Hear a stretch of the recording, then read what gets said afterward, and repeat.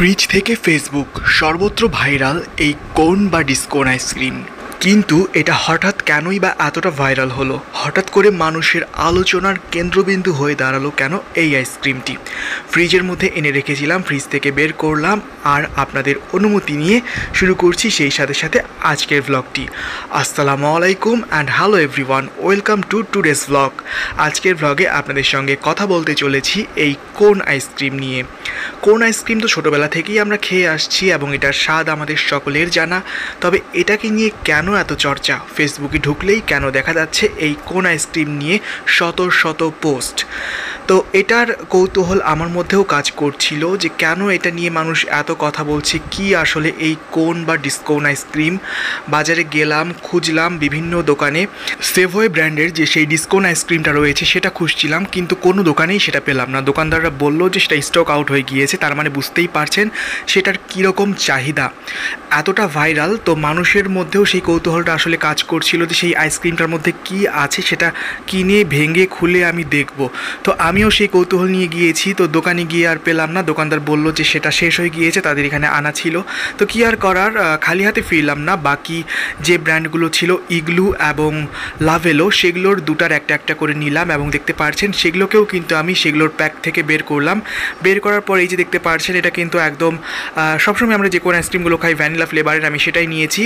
এটার উপরে রয়েছে এক ধরনের ওয়েফার, তার ভেতরে রয়েছে একটা চকলেটের লেয়ার, আর তার ভিতরে রয়েছে সেই ভ্যানিলা ফ্লেভারের আইসক্রিমটা এবং উপর দিয়ে ডেকোরেশন করা রয়েছে চকলেট, বাদাম, অন্যান্য ড্রাই ফ্রুটস দিয়ে।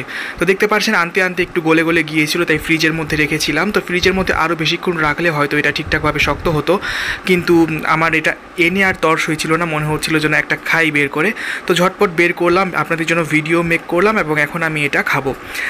কোন আইসক্রিমের স্বাদ সবাই জানি, এটা নিয়ে আলাদা করে রিভিউ দেওয়ার কিছুই নেই। লাভেলোর কোন আইসক্রিমটা আমার ভীষণ পছন্দের এবং ইগলুটা আমার ভীষণ পছন্দের, দুটাই প্রায় টেস্ট একদম কাছাকাছি। তবে হ্যাঁ, ভাইরাল হবার জন্য না নির্দিষ্ট কোনো কারণ লাগে না। কোনটা যে কখন ভাইরাল হবে সেটা আমরা আসলে কেউই জানি না। আমরা অনেক সময় হয়তো কোনটা কেন ভাইরাল হচ্ছে সেটা খুঁজে বের করার জন্য বিভিন্ন কারণ অনুসন্ধান করি, তবে সেই কারণগুলো যদি আসলেই যৌক্তিক কারণ হতো ভাইরাল হবার জন্য, তাহলে সবাই নিজ নিজ যে ভিডিওকে ভাইরাল করার জন্য সেই সমস্ত পয়েন্টগুলোকে ফলো করে আসলে ভিডিও বানাতো। ভাইরাল হবার আসলে নির্দিষ্ট কোনো কারণ বা নির্দিষ্ট কোনো পয়েন্ট নেই, কখন কি ভাইরাল হবে সেটা আসলে আমরা কেউই জানি না।